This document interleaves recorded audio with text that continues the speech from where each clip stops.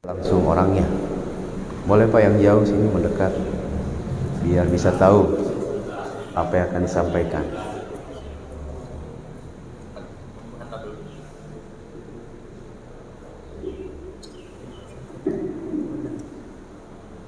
Bismillahirrahmanirrahim. Nahmaduhu wa nusalli ala rasulil karim. Alhamdulillah, syukur kita pada Allah Subhanahu wa taala. Allah Subhanahu wa taala telah memberikan kita taufik dan hidayah untuk melaksanakan perintah Allah Subhanahu wa taala. Alhamdulillah, samping saya ini saudara kita yang Allah Subhanahu wa taala cabut nikmat berbicara dan nikmat mendengar. Dia ini tidak bisa bicara dan tidak bisa mendengar. Bisu tuli, ya, kalau kata orang Makassar ini pepe, ya. Jadi kalau kata orang Malaysia bisu peka. Kalau bahasa Indonesia tunarungu, tunawicara. Tapi kadang-kadang mereka juga nggak mau dikatakan tunarungu, pengennya dikatakan tuli saja. Jadi Bapak mulia, masya Allah, alhamdulillah. Ya, setelah kami keliling dari Aceh sampai ke Papua, teman-teman tunarungu ini kurang lebih ada 2 juta. Seluruh Indonesia ada 2 juta. 2 juta tunarungu seluruh Indonesia. Dan kami keliling semuanya itu rata-rata mereka ditanya Allah, dibilang Allah laki-laki, dia bilang Allah perempuan. Allah ada 3, ada 5, ada 100. Dan ini di tengah-tengah orang Islam. Nabi Muhammad siapa? Kita lihat ada Allah, lapas Allah, lapas apa Nabi Muhammad. Maka dikatakan suami istri, Nabi Muhammad perempuan. Ini di lapangan, dan ini bukan cuma 1-2 orang seperti itu, bukan. 100%, ya. Ada di Jakarta. Jakarta itu ada salah satu, masya Allah, beliau dosen tunarungu. Ya, kalau Bapak lihat di YouTube itu ada tunarungu namanya Ibu Rahmita Harahap. Ya. Beliau dosen di Universitas Mercubuana, Jakarta. Dia ngambil S3-nya di ITB, Institut Teknologi Bandung. Sekarang sudah jadi Dewan Komisioner di pemerintahan Pak Jokowi, Dewan Komisioner Disabilitas Nasional. Beliau salah satunya. Saya pernah jumpa, saya tanya Allah laki-laki atau perempuan, Bu? Dia bilang perempuan dong katanya. Ini udah S3. Ada juga tunarungu yang dokter gigi, tunarungu. Saya jumpa lagi tunarungu di Nusa Kambangan. Nusa Kambangan, Pak, Cilacap, penjara. Ada 3 orang tunarungu, 2 perempuan, 1 laki-laki. Saya tanya kenapa di sini? Narkoba. Berapa lama? Seumur hidup. Ya. Ada juga tunarungu yang hafal Quran, hafiz Quran. Ini lagi bergerak mereka, program 40 hari. Tunarungu 4 juz sudah. Dia pakai hafalnya bukan lisan tapi huruf per huruf. Alif, ba, ta, sa, jim, ha, kho, dal, zal, ro. Per huruf, setiap huruf. Jadi dia menghafal bismillah, contoh. Ba, sin, mim, alif, lam, lam, ha. Jadi dia nggak suara, tapi cuma hafal huruf. Per huruf. Dan ini mulia, masya Allah. Di lapangan setelah kita lihat kondisi mereka di lapangan, teman-teman tunarungu seperti ini, nggak mengenal bahasa agama karena bahasa agama nggak ada. Bahasa agama itu nggak ada di sekolah. Sekolah bahasa agama nggak ada. Gimana Nabi Ibrahim? Nggak ada di sekolah. Papa pergi ke sekolah SLB sekarang, datangin mereka. Tanya Nabi Ibrahim gimana isyaratnya? Nggak ada yang tahu. Nggak ada yang tahu nama Nabi Ibrahim. Gimana isyaratnya? Nabi Nuh gimana isyaratnya? Nggak ada yang tahu. Ya, Nabi Musa gimana isyaratnya? Nggak ada yang tahu. Jadi jangankan ini, dan nanti cerita Nabi Nuh, cerita Nabi Ibrahim ini mereka akan cerita nanti di akhirat nanti.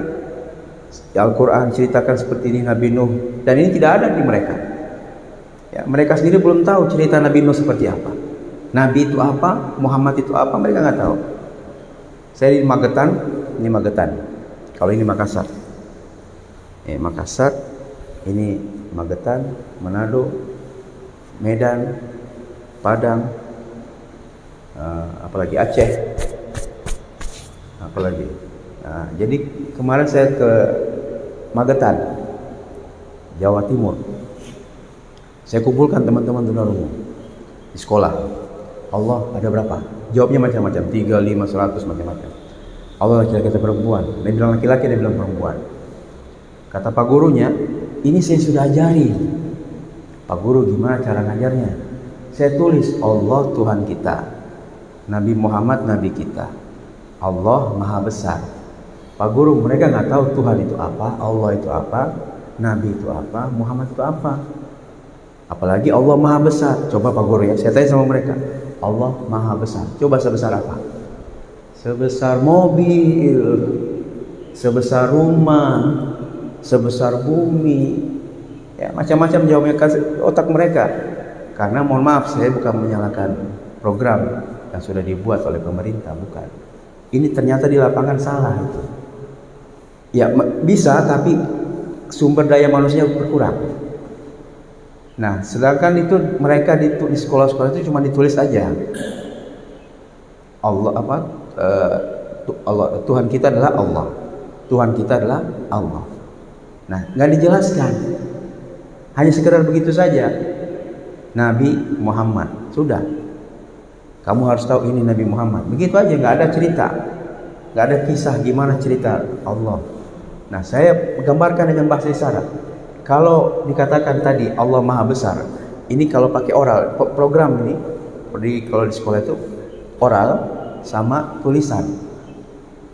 Nah, oral, Allah besar, besar, ya Allah Maha Besar, besar. Nah, besar, tulisan besar, bibir besar. Mereka bisa baca bibir. Kalau kita ngobrol sama tunarungu pelan-pelan, nama siapa? Tahu dia. Tahu, karena dia tahu gerakan bibir kita. Tapi bentuk daripada besar itu dia nggak tahu. Besar, besar, besar. Nah, jelas beda. Tapi kalau isyarat, Allah Maha Besar. Jadi ada Allah Maha Besar. Kita nggak bisa lihat Allah, Allah bisa lihat kita. Itu isyarat. Nah, kalau cuma tulisan dan bibir itu nggak masuk sama mereka. Bisa membantu tapi tidak sempurna. Anaknya Dewi Yul, Surya, ya, dia sempat bilang saya mantan tuli. Saya bisa bicara. Dia bicara. Kalau diwawancara sama TV dia bicara, ngobrol, ya, ngobrol terus. Sekarang baru dia sadari bahwa dunia dia itu bukan bicara. Dunia dia adalah isyarat. Dunia dia isyarat, bukan bicara. Maka mulia alhamdulillah asbab pikir ulama-ulama. Sekarang teman-teman tunarungu sudah banyak yang datang ke masjid. Hari ini insya Allah tunarungu sudah mulai datang ke masjid. Walaupun mereka nggak bisa dengar azan, tapi bisa datang ke masjid. Nah, hari ini kita orang bisa dengar azan tapi malas ke masjid. Nah, nanti di akhirat bertanggung jawabkan nanti di akhirat. Jadi alhamdulillah ini saudara kita yang akan menyampaikan dengan bahasa isyarat pesan-pesan agama, dan insya Allah saya akan coba terjemahkan insya Allah. Bismillahirrahmanirrahim. Assalamualaikum warahmatullahi wabarakatuh. Maaf, saya tuli, tidak bisa mendengar, tidak bisa bicara. Tapi saya mau belajar menyampaikan agama, dakwakan agama. Alhamdulillah, syukur pada Allah. Allah Subhanahu wa taala telah berikan kita nikmat yang banyak. Nikmat harta, nikmat kesehatan, nikmat keluarga, dan lain-lain. Dan itu semua nikmat yang kecil. Tanda sayangnya Allah Subhanahu wa taala kepada manusia. Allah Subhanahu wa taala berikan nikmat yang besar, yakni nikmat agama. Paham atas agama, mudah mengamalkan agama. Allah Subhanahu wa taala yang Maha Kuasa. Allah Subhanahu wa taala yang Maha Pencipta. Dia Allah Subhanahu wa taala yang Maha menjaga. Allah Subhanahu wa taala yang Maha melihat. Dia Allah Subhanahu wa taala yang Maha mendengar. Dan Allah Subhanahu wa taala Maha mengetahui. Allah Subhanahu wa taala Maha penyayang. Allah Subhanahu wa taala Maha pemberi rizki. Allah Ahad, la ilaha illallah. Allah Subhanahu wa taala menciptakan 7 lapis langit, 7 lapis bumi, matahari, bulan, bintang, angin, hujan, air, sungai, pohon, rumput-rumput. Dan Allah Subhanahu wa taala menciptakan 18.000 jenis makhluk.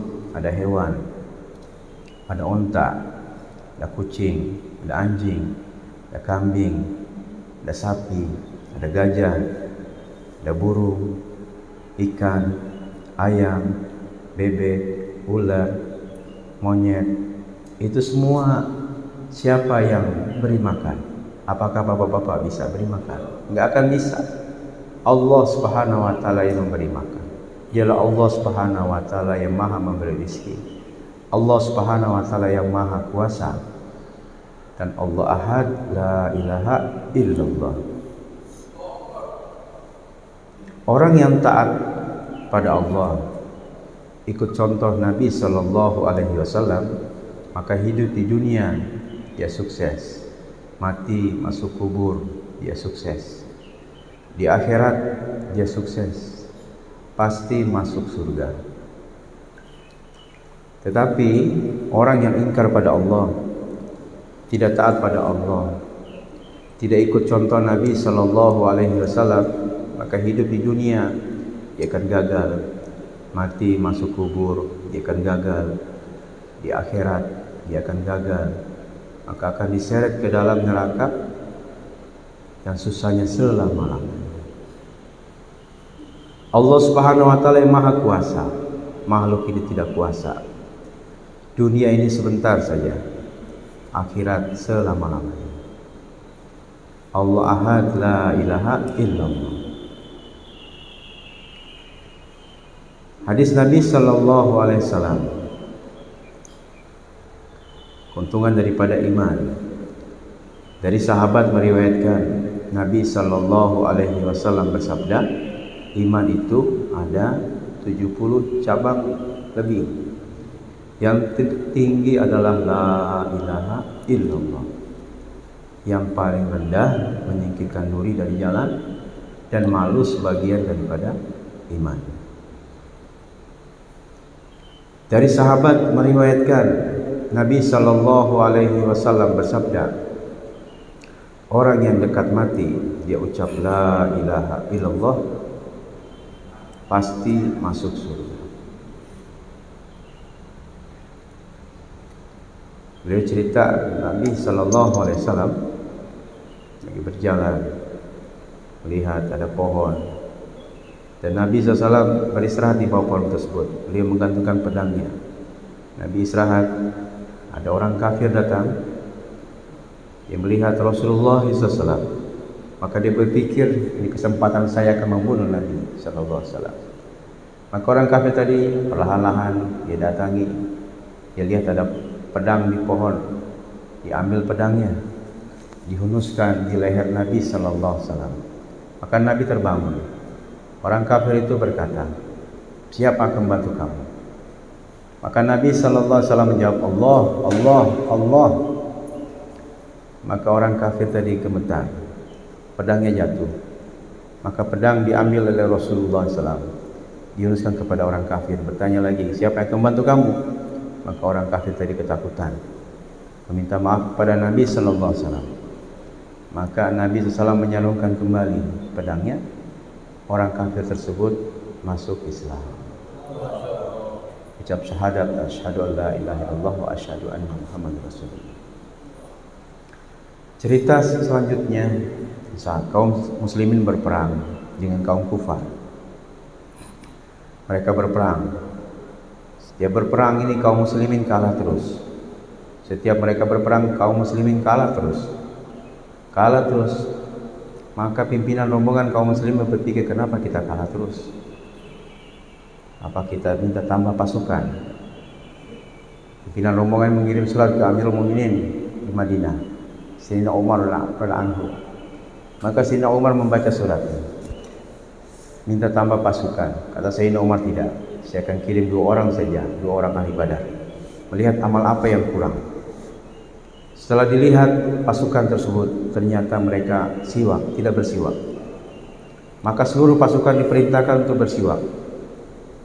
Mereka bersiwak di bawah sungai, dibagi-bagikan kayu-kayu siwak.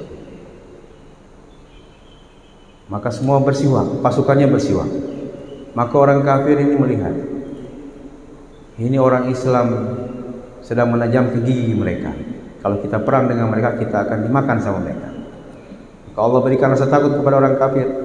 Dia lapor kepada pimpinan rombongannya, ini hari ini orang kafir, orang Islam sedang menajam ke gigi mereka. Kalau kita perang dengan mereka, kita akan dimakan sama mereka. Maka ini mereka ketakutan. Allah Subhanahu wa taala berikan rasa takut kepada mereka. Dan mereka tinggalkan peperangan tanpa melalui peperangan. Kaum muslimin dapatkan kemenangan karena menghidupkan sunnah Nabi sallallahu alaihi wasallam. Keuntungan daripada solat. Hadis Nabi sallallahu alaihi wasallam dari sahabat meriwayatkan, Nabi sallallahu alaihi wasallam bersabda, orang yang solat berjamaah di masjid selama 40 hari tanpa tertinggal takbiratul ula bersama imam, maka Allah SWT akan berikan 2 jaminan. Yang pertama, bebas dari api neraka. Yang kedua, bebas dari sifat munafik. Dari sahabat meriwayatkan, Nabi sallallahu alaihi wasallam bersabda, orang yang berwudu secara sempurna dari rumahnya dan dia berjalan ke masjid dan sholat berjamaah, maka seluruh dosanya Allah SWT akan hapuskan. Cerita lagi, sahabat ini belum makan, nggak ada makanan. Dia tanya kepada istrinya, apakah ada makanan wahai istriku? Istrinya berkata, tidak ada makan wahai suamiku. Sabar, saya akan buat amalan. Maka ini sahabat ini pergi ke masjid, dia sholat, dia doa kepada Allah. Setelah itu dia balik lagi ke rumah. Dia tanya kepada istrinya, apakah ada makanan? Istrinya menjawab, tidak ada wahai suami. Sabar, saya akan buat amalan lagi. Dia datang lagi ke masjid, dia doa lagi, dia sholat lagi. Setelah itu dia balik lagi ke rumah. Dia tanya kepada istrinya, apakah ada makanan? Istrinya menjawab, tidak ada. Maka setelah itu dia katakan lagi, sabar. Wasta'inu bisabri wassalah. Carilah pertolongan Allah dengan sabar dan sholat. Dia sholat, dia doa. Setelah itu dia balik ke rumah. Dia melihat istrinya sedang kerepotan, gilingan gandum, mengeluarkan gandum sendiri, begitu banyak. Maka semua wadah-wadahnya penuh, semua wadah diisi penuh, semuanya penuh, begitu banyaknya gandum tersebut. Maka sahabat ini bingung, kenapa ini gilingan gandum berputar sendiri, begitu banyak gandumnya. Maka dia buka gilingan gandum tersebut, ternyata berhenti gilingan gandum tersebut. Maka sahabat ini berjumpa Rasulullah SAW. Nabi bertanya kepada sahabat, apakah kamu buka gilingan gandum tersebut? Betul ya Rasulullah, saya buka ya Rasulullah. Kata Nabi, apabila kamu tidak buka gilingan gandum tersebut, akan mengeluarkan gandum terus, mengeluarkan gandum terus sampai hari kiamat. Keuntungan daripada ilmu dan zikir. Dari sahabat meriwayatkan, Nabi sallallahu alaihi wasallam bersabda, orang yang berzikir kepada Allah sama seperti orang yang hidup, dan orang yang tidak berzikir pada Allah sama seperti orang yang mati. Dari sahabat meriwayatkan, Nabi sallallahu alaihi wasallam bersabda, orang yang tidak ada Al-Quran di dalam hatinya sama seperti rumah yang kosong. Beliau cerita, sahabat Abu Hurairah radhiyallahu anhu, dia pergi ke pasar. Dia katakan kepada orang pasar, wahai orang pasar, sekarang di masjid Nabi sallallahu alaihi wasallam sedang dibagi harta warisan Nabi sallallahu alaihi wasallam. Maka semua orang pasar senang, berlarian datang ke masjid, ingin melihat ingin mengambil harta Nabi SAW yang dibagi-bagikan. Maka mereka melihat tidak mendapati apa-apa di masjid, tidak ada harta Nabi yang dibagi-bagikan. Maka mereka berjumpa dengan sahabat Abu Hurairah. Abu Hurairah katakan, apa yang kalian lihat? Kami melihat tidak ada harta Nabi yang dibagi-bagikan. Kami melihat ada yang sedang sholat, ada yang sedang berzikir, ada yang sedang baca Quran, ada yang sedang ta'lim. Maka sahabat Abu Hurairah langsung katakan, itulah harta Nabi Sallallahu Alaihi Wasallam yang dibagi-bagikan. Keuntungan daripada ikram muslimin. Hadis Nabi Sallallahu Alaihi Wasallam dari sahabat meriwayatkan, Nabi Sallallahu Alaihi Wasallam bersabda, senyum di depan saudara muslim itu adalah sedekah. Dari sahabat meriwayatkan, Nabi Sallallahu Alaihi Wasallam bersabda, dua orang muslim berjumpa, ucapkan salam, berjabat tangan, maka semua dosanya akan berguguran, sama seperti daun berguguran dari ranting pohon. Cerita lagi, sahabat Abu Hurairah lagi diceritakan. Sahabat Abu Hurairah ini kelaparan, tinggalnya di masjid. Dia melihat ada sahabat Umar datang, maka dia berkata dalam hati, mungkin sahabat Umar akan mengajak saya makan di rumahnya. Dia berjumpa dengan sahabat Umar, ucapkan salam, salaman dengan sahabat Umar, berbincang-bincang dengan sahabat Umar. Tetapi sahabat Umar pergi begitu saja tanpa mengajak dia makan. Sahabat Abu Hurairah kecewa, hari ini saya tidak akan dapatkan makan. Tidak lama datang sahabat Abu Bakar Siddiq radhiyallahu anhu. Maka dalam hati sahabat Abu Hurairah berkata, mungkin sahabat Abu Bakar akan mengajak saya makan. Dia berjumpa dengan sahabat Abu Bakar, ucapkan salam, dia berjabat tangan, dia berbincang-bincang dengan sahabat Abu Bakar. Setelah itu sahabat Abu Bakar pergi begitu saja tanpa mengajak dia makan. Sahabat Abu Hurairah kecewa, hari ini saya tidak akan dapatkan makanan. Tidak lama dia melihat ada Nabi Sallallahu Alaihi Wasallam. Maka sahabat Abu Hurairah berkata dalam hati, mungkin Nabi akan mengajak saya makan di rumahnya. Maka dia berjumpa dengan Rasulullah SAW, dia ucapkan salam, dia berbincang-bincang dengan Rasulullah SAW. Maka Nabi SAW melihat, kamu lapar Abu Hurairah. Betul ya Rasulullah, ayo kita makan di rumah. Maka sahabat Abu Hurairah senang. Mereka berjalan berdua di rumah Nabi SAW. Sampai di rumah Nabi, Nabi bertanya kepada istrinya, apakah ada makanan? Istrinya menjawab, tidak ada wahai suamiku. Ada apa yang ada? Ada yang ada. Ada satu gelas susu saja.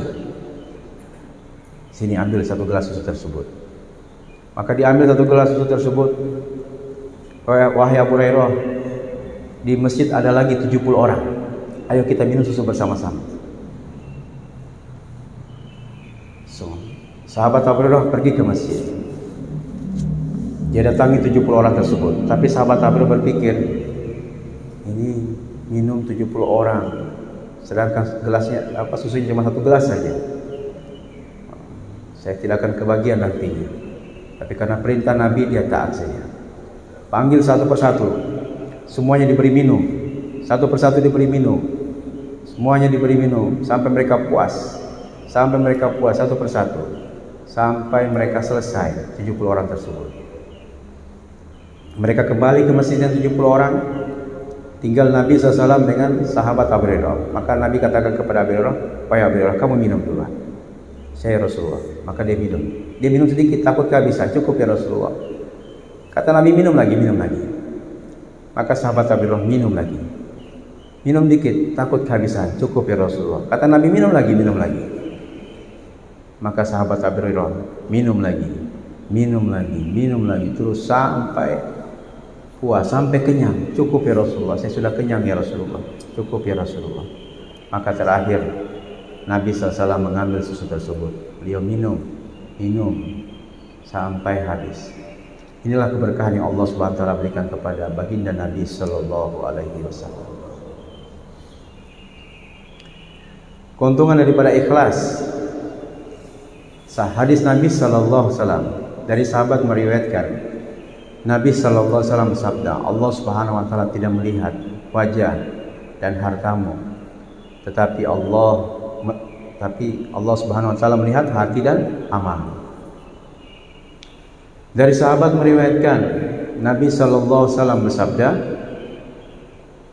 Allah Subhanahu wa taala akan tolong umat ini karena doa, salat dan keikhlasan orang-orang yang lemah. Dari sahabat meriwayatkan sahabat Abu Hurairah meriwayatkan yang pertama kali akan dihisab adalah 3 orang. Yang pertama orang yang mati syahid. Maka yang pertama diperlihatkan pahalanya di surga. Maka Allah katakan kepada orang tersebut, ini apakah amalan kamu selama kamu di dunia? Maka orang itu menjawab, betul ya Allah, saya berperang karena Engkau ya Allah. Maka Allah SWT katakan, kamu dusta, kamu berperang ingin dikatakan pahlawan. Maka Allah SWT perintahkan malaikat untuk mencampakkan dia ke dalam nerakanya Allah Ta'ala. Yang kedua, orang yang belajar ilmu agama. Allah Subhanahu wa taala perlihatkan pahalanya di surga. Apakah ini amalan kamu selama kamu di dunia? Maka orang ini menjawab, betul ya Allah, saya belajar ilmu agama karena Engkau ya Allah. Maka Allah Subhanahu wa taala katakan, kamu dusta, kamu belajar ilmu agama agar dipanggil Pak Ustaz, dipanggil Qori. Maka Allah Subhanahu wa taala perintahkan malaikat untuk mencampakkan dia ke dalam nerakanya Allah Ta'ala. Yang ketiga, orang yang selalu bersedekah. Allah Subhanahu wa taala buka pahalanya di surga. Apakah ini amalan kamu selama kamu di dunia? Maka orang itu menjawab, betul ya Allah, saya sedekah karena Engkau ya Allah. Maka Allah SWT berkata, kamu dusta, kamu sedekah ingin dikatakan dermawan. Maka Allah Subhanahu wa taala perintahkan malaikat untuk mencampakkan dia ke dalam neraka. Setelah hisapan tersebut maka dihisap yang lain. Keuntungan daripada dakwah wa tabligh.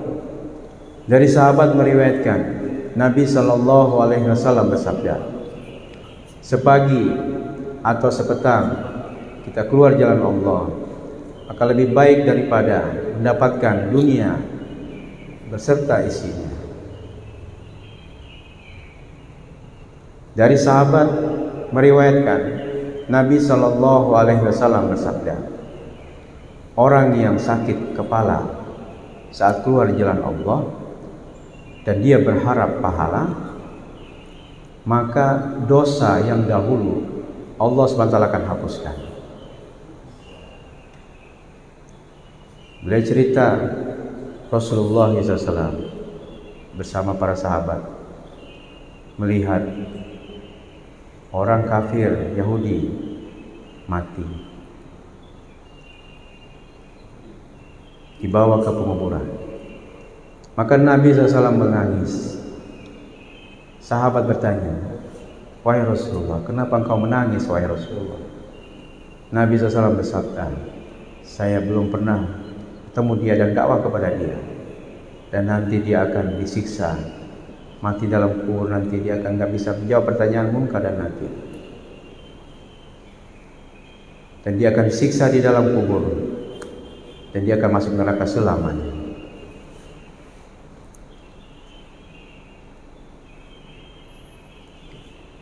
Sahabat Julaibib, beliau cerita ini kisah satu sahabat, orangnya ini miskin, hitam, ya, dia tinggalnya di masjid. Maka Nabi melihat, wahai Julaibib, kenapa engkau bersedih? Maka Julaibib diam saja.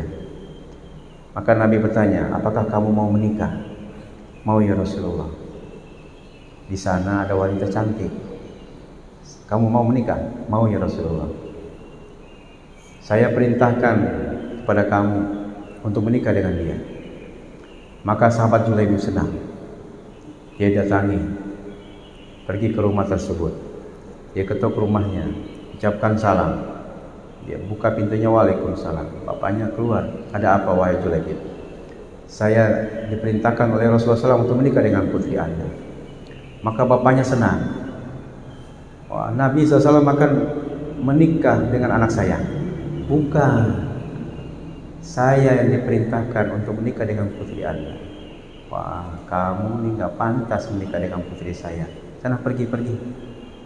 Maka sahabat Julaibib sedih, ditolak lamarannya. Maka setelah sahabat Julaibib pergi,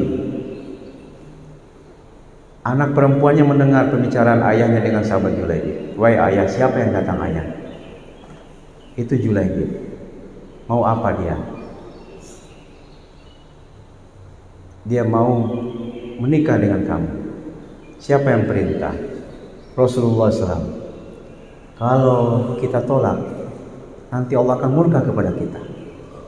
Bapaknya takut juga. Wah, kamu mau menikah dengan Julaibib? Mau ayah, gak apa-apa, kita taat saja. Maka bapaknya katakan, oke, dipanggil, wahai Julaibib, kamu boleh menikah dengan putri saya. Maka sahabat Julaibib mendengar, alhamdulillah, sahabat Julaibib senang. Setelah itu sahabat Julaibib balik ke masjid. Dia berpikir lagi, gimana saya menikah, mahar belum punya. Untuk pernikahan belum punya mahar. Maka Nabi bertanya, apakah kamu sudah melamarnya? Sudah ya Rasulullah. Tapi kenapa engkau masih bersedih? Sahabat Julaibib diam saja. Kamu tidak punya duit ya untuk menikah? Betul ya Rasulullah. Maka Nabi SAW perintahkan, wahai Julaibib, kamu ambil uang di sana untuk mahar pernikahan kamu. Maka sahabat Julaibib senang. Sahabat Julaibib ini datang ke rumah sahabat yang diperintahkan oleh Rasulullah SAW. Maka sahabat ini memberikan mahar yang untuk pernikahan sahabat Julaibib. Sahabat Julaibib senang, dia pergi ke pasar, dia cari untuk mahar pernikahannya. Dia beli cincin, dia beli anting, dia beli kalung, dia beli baju. Tetapi dia mendengar Nabi SAW sedang berperang, berjuang di jalan Allah. Sedangkan saya enak-enak menikah. Nabi sedang berjuang, masa saya harus menikah? Batalkan pernikahan, kembalikan semua perhiasan. Mana uangnya? Maka dia pergi, dia cari, dia beli pedang, dia beli panah, dia beli kuda, dia beli baju besi, pakai topeng. Maka sahabat Julaibib maju ke medan perang, pacu kudanya. Sahabat yang lain berkata, itu sahabat siapa itu? Itu mungkin sahabat Julaibib. Oh bukan, Julaibib hari ini menikah. Maka sahabat Julaibib maju terus ke medan perang. Maka dia maju ke medan perang sendirian sampai dia syahid di jalan Allah. Maka setelah peperangan selesai, Nabi SAW memeriksa pasukannya. Dilihat ini siapa yang bertopeng. Maka setelah dibuka, wah, Masya Allah, ini Julaibib, harusnya kamu menikah hari ini. Maka setelah 3 keanehan dibuat oleh Rasulullah SAW saat penguburan. Pertama, Nabi SAW berjalan perlahan-lahan. Kedua, Nabi memalingkan wajah. Yang ketiga, Nabi tersenyum. Maka sahabat bertanya kepada Rasulullah, wahai Rasulullah, waktu pemakaman sahabat Julaibib, kenapa engkau berjalan perlahan-lahan? Nabi SAW bersabda, saya melihat begitu banyaknya malaikat sedang menghantarkan sahabat Julaibib, dan saya mencari tempat yang kosong agar tidak terinjak para malaikat. Yang kedua, kenapa engkau ya Rasulullah memalingkan wajah? Maka Nabi SAW bersabda, saya melihat satu bidadari tersingkap betisnya, saya malu melihatnya. Yang ketiga, ya Rasulullah, kenapa engkau tersenyum di saat pemakaman sahabat Julaibib? Maka Nabi SAW menjawab, saya melihat begitu banyaknya bidadari sedang mengambil hitamnya sahabat Julaibib untuk dijadikan tai lalatnya bidadari. Yang tadinya sahabat Julaibib hitam berubah menjadi putih bersinar.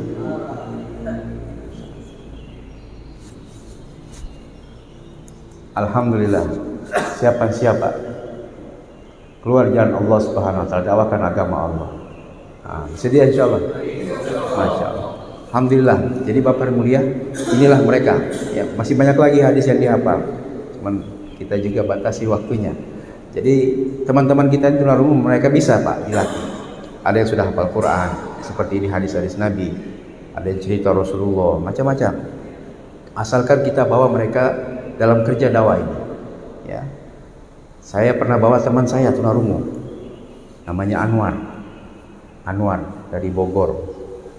Saya bawa ke Aceh 4 bulan. Pulang dari Aceh, setelah sampai di rumah dia dapat 6 orang. Kita dapat dari Aceh itu 6 orang, ikut juga 4 bulan, bawa ke Bogor. Nah di Bogor dia bawa silaturahmi, teman-teman tuli ini dibawa bawa keliling. Setelah itu dia minta izin sama teman-teman, udah jam 10 malam, minta izin. Saya mau istirahat, capek, mau tidur. Salaman. Sudah setengah 12 dia bangun dari tidurnya di masjid sama-sama jamaah itu. Dia begini tangannya, meninggal. Teman saya tanya, Jis, itu si Anwar ada penyakit ayan? Enggak, selama ini saya sama 3 hari, 40 hari, 4 bulan sama dia, enggak ada sakit ayan tuh, enggak ada. Emang kenapa? Dia begini. Ya ilah, itu malah ilaha illallah Pak. Ya, tunarungu Pak, ucap la ilaha illallah. Meninggal di masjid lagi, masya Allah. Jadi yang mulia perlu diusahakan. Ya, kasihan mereka. Banyak pemurtatan di kalangan mereka. Saya udah ketemu Pak, saya masuk hampir seluruh provinsi di Indonesia. Ini banyak yang memurtadkan. Saya ketemu di sini juga ada, di Makassar ada, di Palu ada, seluruh Indonesia ini ada yang ikut SSY, saksi-saksi Yehova. Dibawa mereka ke gereja, dibaptis di sana. Ya, saya sama Pak Gusti Condro ke Jogja. Bapak kalau mau ke Jogja di sana ada museum kereta. Ya, ada museum kereta. Itu yang jaga Gusti Condro, adanya Sultan Hamengkubuwono. Nah, kalau ketemu dia emang dia bisa bicara. Dia bisa bicara. Tapi kalau kita tutup mulut gini dia nggak tahu kita bicara apa. Nah, saya datang ke sana kan, kami itikaf di Masjid Kauman Jogja. Kita itikaf di Masjid Kauman Jogja. Waktu itu saya bawa jamaah Malaysia tunarungu. Saya bawa ke situ, di bawah tempatan kita ke Gusti Condro. Karena Gusti Condro ini tunarungu, adanya Sultan. Datang, ayo kita ke masjid. Di masjid ada ceramah. Dia bilang, sudah, di rumah saya sudah ada ceramah. Oh, ada penerjemah? Ada. Saya baru bikin nih. Selama ini penerjemah bahasa isyarat khusus agama itu baru kita saja yang ada di markas yang taslim sekarang. Di tempat lain belum ada. Ya, tempat lain belum ada. Bahkan yang di TV itu, kalau Bapak lihat yang di TV, itu mereka nggak menguasai bahasa isyarat agama, nggak menguasai. Makanya kalau ada program kayak acara di Jakarta, TV One, Damai Indonesiaku, ya kan, itu acara ustadz-ustadz ceramah. Nah itu kita siapkan penerjemah dari kami, dari Kebenjeruk. Ya, karena memang saya pikir nggak ada siapa penerjemah. Kok ada di Jogja ada penerjemah? Siapa yang terjemah? Siapa yang ceramah? Siapa yang terjemah? Ada. Siapa yang ceramah? Pastor. Pak. Berapa tuli yang hadir situ? 30 orang. Coba Pak. Masuk ke istana di keraton Jogja. Jadi yang mulia, masya Allah, ini pemurtadan terjadi di kalangan mereka. Di Bogor 3 orang murtad. Neneknya nangis-nangis depan saya, Pak, tolong Pak, cucu saya kalau mau makan begini dulu. Ya, murtad, banyak yang murtad. Anak Habib, marganya Latos. Ya, wow ini. Hanya saya ajak pelan-pelan di Lampung. Saya ketemu tunarungu di daerah pantai. Satu orang tunarungu, sekolahnya itu lulusan SD, udah jumpa. Saya ajak ke masjid, bapaknya nggak ngasih, nggak boleh anak saya bawa ke masjid. Ya sudah, kalau nggak bisa nggak apa-apa. Pas kebetulan dia video call, saya bilang, itu siapa yang video call siapa? Teman. Nah, teman, di mana rumahnya? Dekat. Boleh kita ke sana? Boleh. Kamu bisa nganterin? Bisa. Pak, izin Pak, anak Bapak kami bawa, ini temannya mau ketemu kita. Kami nggak tahu rumahnya, boleh anak bapak jadi yang nunjukin jalan? Oh boleh, boleh. Dikasih anaknya. Itu kita jalan hampir 1 jam dari tempat ini yang anak lulusan SD yang di dekat pantai rumahnya. Kita jalan sampai ke tengah kota. Saya bilang ini anak lulusan SD. Biasa komunitas lulusan SD itu nggak banyak-banyak, cuma skup sekolah saja. Kok ini bisa punya teman sampai sejarak ini, sampai 1 jam jaraknya? Ini apa ini? Pas saya datang ke rumahnya, benar ternyata dia misionaris. Udah keliling tunarungu, jadi keliling dakwah juga. 8 tahun dia buat dakwah, masuk Kristen. Sampai dia pasang poster. Keluarganya udah bilang, Pak tolong Pak. Dia di tengah-tengah orang Islam. Tolong Pak, dirayu dia kembali ke Islam. Kami ini sudah macam-macam kami buat. Kami pura-pura mau ambil golok, mau bunuh dia, biar dia nggak masuk Kristen. Dia bilang, nggak apa-apa, bunuh saja saya. Nggak apa-apa saya mati. Sudah, sampai kami datangin gerejanya. Orang gereja bilang, ya mau anak ibu, maunya dia mau masuk Kristen. Terserah dia, nggak boleh dilarang-larang. Ya sudah, mereka juga nggak bisa buat apa-apa. Akhirnya saya coba rayu, ayo kita ini sudah sholat asar, kamu bisa nemenin kita ke masjid. Nggak mau. Terus kata keluarganya, itu bapak ibunya kuburnya dekat masjid Pak, dekat masjid. Oh kuburnya ada, belum meninggal udah. Di mana kubur bapak ibu kamu di mana? Itu dekat masjid. Boleh diantar kami ke situ. Hanya diantar sama dia, diantar. Mana kubur bapak kamu? Ini. Ibu kamu? Ini. Ini kan orang Islam. Kamu kok jadi orang kafir, orang Kristen? Kok beda? Nanti kasihan kamu itu, nanti bapak ibu kamu kasihan, nanti di dalam kubur disiksa. Apa-apa. Coba Pak, sudah kuat 8 tahun dan kami terlambat datang. Ya, ada lagi Pak Kiai di Kiai Mahmud, yang kedua 12, ya, Kiai Muhammad Jombang, ya, yang kemarin sakit, beliau pasang ini di sini leher, ada selang. Nah Pak Kiai Mahmud di Jombang, jamaah termasuk dari Makassar 3 orang.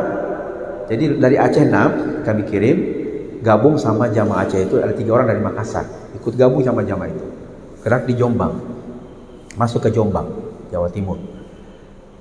Kata Pak Yai, saya baru lihat ini, kami masih mikirin yang normal, kalian zaman tabligh udah mikirin yang kayak gini katanya.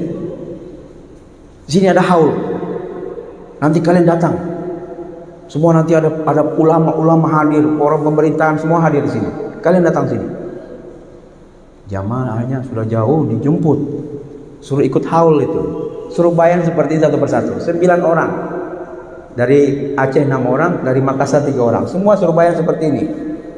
Satu persatu di acara haul itu, yang harusnya kiai-kiai yang ngisi, ini yang ngisi tunarungu semuanya.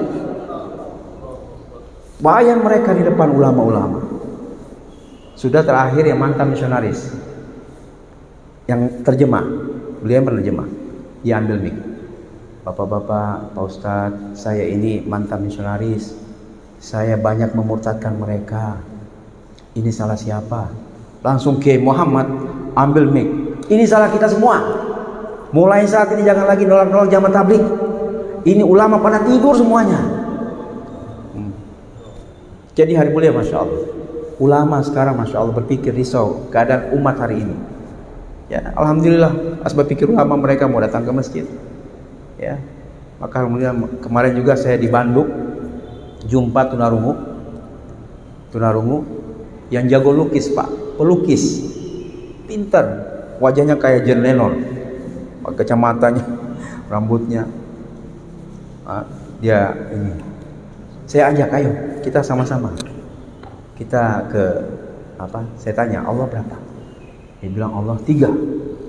Salah, kamu salah, kamu ikut kita belajar ya 3 hari, mau belajar 3 hari, mau.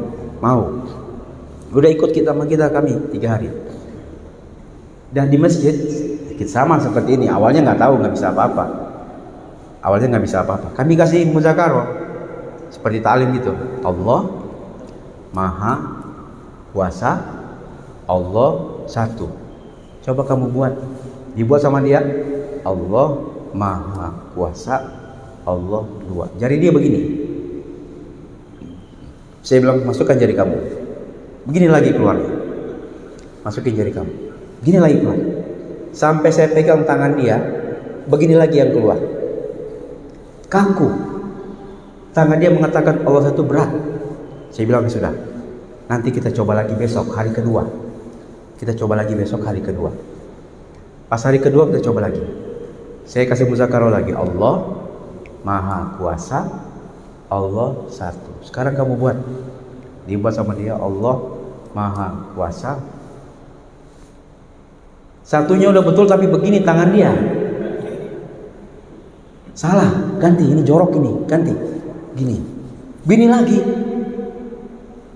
Ganti, jorok itu. Gini lagi. Sampai saya pegang tangan dia tuh. Tangan dia begini lagi. Ya sudah, sabar. Nanti kita belajar lagi nanti hari ketiga. Hari ketiga kita belajar lagi. Pas hari ketiga kita belajar lagi. Allah Maha Kuasa, Allah satu. Coba kamu buat. Allah Maha Kuasa, Allah satu. Baru bisa. 3 hari Pak. 3 hari kita masuk masjid biasanya kaki kiri. Kalau dengan 3 hari bisa jadi masuk kaki kanan. Ini hidayah daripada Allah. Ini hidayah Pak. Untuk mengatakan Allah satu tuh ya berat. Ini butuh hidayah daripada Allah Subhanahu wa taala. Mungkin Bapak pernah lihat orang yang waktu ditalkin atau disuruh syahadat, asyhadu an la ilaha illallah wa asyhadu anna muhammadar rasulullah. Ada yang susah juga kan? Muhammad yang susah juga. Ada yang susah, disusahkan. Ada kan? Pernah jumpa? Kalau di jalan pernah, kalau kita lagi keliling kampung-kampung tuh Pak, jumpa orang la ilaha la la la la gitu. La la la, nggak ngerti. Ya, nggak bisa. Ya, kaku dikeluhkan sama Allah untuk katakan Allah la ilaha illallah. Sama tunanmu juga sama rupanya. Jadi disusahkan. Ternyata kan dia pelukis. Saya bilang, oh dia pelukis. Dia pelukis kan Allah melaknat melukis makhluk hidup. Orang gambar-gambar kan. Jadi Allah susahkan tangan dia mengatakan Allah satu. Tapi dengan asbab 3 hari Allah rubah jadi dia mengatakan Allah satu. Jadi Bapak Ibu alhamdulillah ya, kami mungkin bapak-bapak sekarang masya Allah ada saudara, ada tetangga atau pemerhati ingin belajar bahasa isyarat, boleh ya sama-sama kita. Boleh sama-sama Pak sekarang kita belajar isyarat sebentar ya. Allah Maha Kuasa, Allah satu, makhluk kecil, lemah, Allah ciptakan 7 lapis langit, 7 lapis bumi, matahari, bulan, bintang, angin, hujan, air, sungai, pohon, rumput. Allah ciptakan 18.000 makhluk. Ada hewan, ada onta, ada kucing, ada anjing, kambing, sapi, gajah, burung, ikan, ayam, bebek, ular, mangki. Semua siapa yang beri makan? Allah. Ini Pak, subhanallah, subhanallah,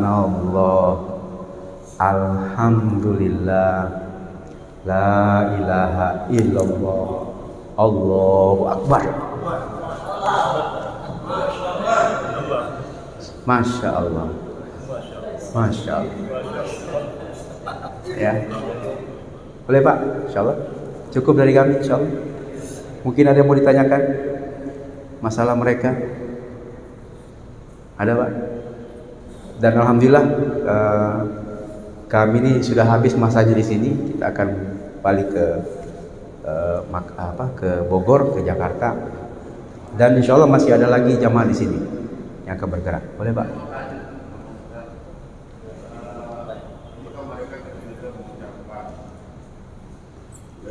Bisa berbicara. Terus bagaimana kira-kira kan namanya juga manusia punya ini. Terus dia punya jodoh. Siapa yang mengucapkan artinya ijab kabul? Nah, kami sudah pernah ya, itu aja Pak. Dan misalnya dia dibacakan apakah bisa? Iya. Jadi pernah kami menikahkan tunarungu dengan pakai bahasa isyarat.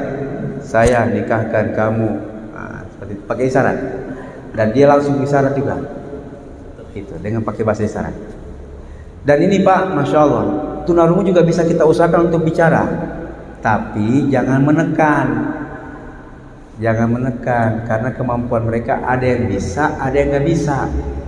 Nah, di depan bapak-bapak ini bisa nih, 3, 1, 2, 3, ini bisa ada keluar suara. Mungkin bisa kita coba sekarang. Beliau coba Al-Fatihah surat 7 ya, surat 7 dengan suara. Dan dia sama sekali nggak mendengar, ya. Dia nggak mendengar, tapi dia akan coba Al-Fatihah. Insyaallah Pak ya, kita coba dengar dia akan ucap Al-Fatihah dengan bahasa isyarat, dengan lisan. Bismillah.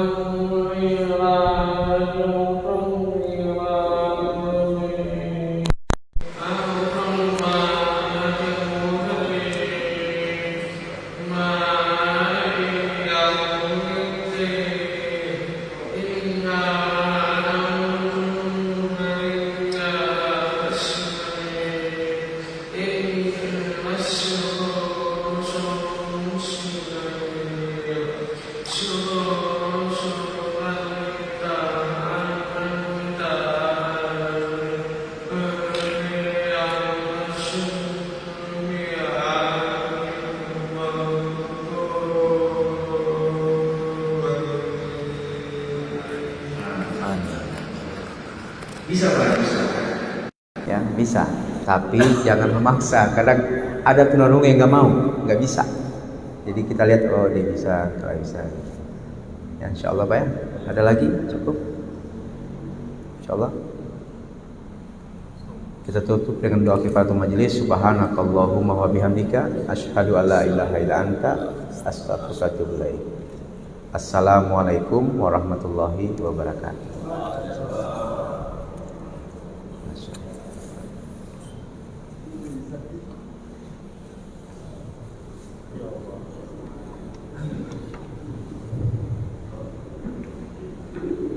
Jazakallah khair kasiran untuk jamaah semua yang telah menonton kami pada subuh kali ini. Syukron, Masya Allah.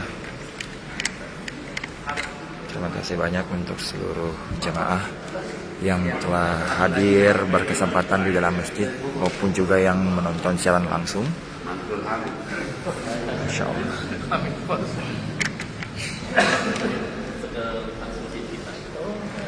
Masya Allah, syukran ya. Pak Erik tadi yang bertanya. Jazakallahu khair kasiran untuk seluruh jamaah yang telah hadir di live streaming halaman Facebook Masjid Raya Bukit Baruga ini Ustaz Ilham Suang. Mungkin ada yang ingin mau disampaikan. Ya, Masya Allah. Alhamdulillah, wassalatu wassalamu ala rasulillah. Saudara-saudara sekalian, kita sudah saksikan tadi bagaimana saudara kita dari tunarungu ya bisa ikut dalam rombongan dakwah. Ya, ini mestinya menjadi perhatian kita semua. Ya, kita pun harus merasa bagaimana bisa mensupport mereka. Kita prihatin bagaimana tadi cerita ya bahwa gerakan pemurtadan ya terhadap teman-teman dari tunarungu ini sangat luar biasa, dan ini di luar daripada perhatian kita ya. Maka dengan testimoni Kalkusari tadi ini hendaknya bisa menjadi perhatian yang besar dari kita untuk bisa bagaimana menyelamatkan mereka. Mereka pun juga ini hamba Allah, ya, yang mereka berakal. Ya, tapi selama ini mungkin kita tidak peduli dengan mereka. Ya, ya, ini betul-betul menyadarkan kita, ya, bahwa ini tanggung jawab kita untuk menyampaikan ini hidayah, ya, yang memperkenalkan Allah kepada mereka. Ya, tadi kita dengar bagaimana di antara mereka itu ditanya, ya, siapa itu Allah, berapa Allah? Ada yang katakan 3, ada yang katakan 5, ya, kemudian ada yang katakan Allah itu laki-laki, Nabi Muhammad perempuan, Allah dan dengan Nabi Muhammad itu adalah suami istri. Ini adalah perkara yang sangat berbahaya sebenarnya, yang di akhirat nanti kitalah semua yang akan ditanya oleh Allah, ya, ya, maka ini perlu kita support, ya, dengan adanya jamaah tunarungu yang bergerak ini yang akan menyelamatkan kita semua nanti dari pertanyaan, ya, di hadapan Allah Subhanahu wa taala. Nah, alhamdulillah saat ini di Masjid Jami Al Hidayah Markas Dakwah Sulawesi Selatan itu sementara bergerak kurang lebih 5 jamaah. Ada yang bergerak sekarang di Palu, ada dari Gorontalo, ini baru pulang. Ya, dan terus menerus ini atas kesadaran ini bahwa ini adalah tanggung jawab kita, maka sekarang tidak pernah putus. Bahkan ada teman baru pulang 40 hari karena ada lagi tunarungu yang ingin dibawa, berangkat lagi karena kurangnya penterjemah. Iya. Ya, maka Masya Allah, Allah juga cepat memberikan kepahaman kepada teman-teman ini.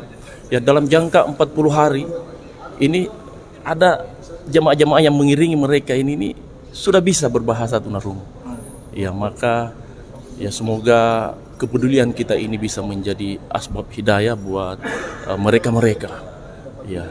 Dan kemarin di Masjid Al-Markal Al-Islami itu mereka bikin jor, semacam pertemuan tunarungu, ya. Itu terkumpul ada 200 orang lebih. Ya, dan itu sangat luar biasa juga, mereka sudah koordinasi, jamaah Bogor ini koordinasi dengan dinas sosial bagian disabilitas. Ya, mereka memberikan data. Ya, di Sulawesi Selatan ini ribuan. Inilah nanti ke depan akan menjadi perhatian kita semua untuk membina mereka, menyelamatkan mereka, membetulkan akidah dan tauhid mereka.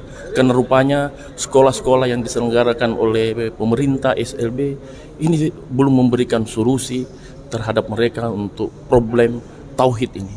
Ya, sekolah-sekolah itu hanya mungkin memberikan semacam keterampilan, ya, pembelajaran, tapi tidak sampai ke sana pemikiran kita semua, ya, bahwa akidah mereka ini, ya, tauhid mereka ini terancam, ya, bahkan justru berusaha dipengaruhi oleh orang-orang para misionaris. Ya, saya pikir itu, ya, mudah-mudahan dari jamaah Masjid Bukit Baruba ini bisa nanti membentuk satu rombongan untuk menemani mereka, dan kita pun belajar bahasa tunarungu. Ya, terima kasih atas perhatian dari jamaah dan semua pemirsa. Ya, kita sukseskan, bantu share setiap siaran yang diselenggarakan oleh Masjid Raya Bukit Baruba. Ya, billahi taufiq wal hidayah. Assalamualaikum warahmatullahi wabarakatuh. Waalaikumsalam warahmatullahi wabarakatuh. Baik pemirsa, terima kasih yang telah hadir menonton bersama kami. Dan ya, ini adalah situasi yang saat ini di Masjid Raya Bukit Barugah. Jazakallahu khair kasiran. Assalamualaikum warahmatullahi wabarakatuh.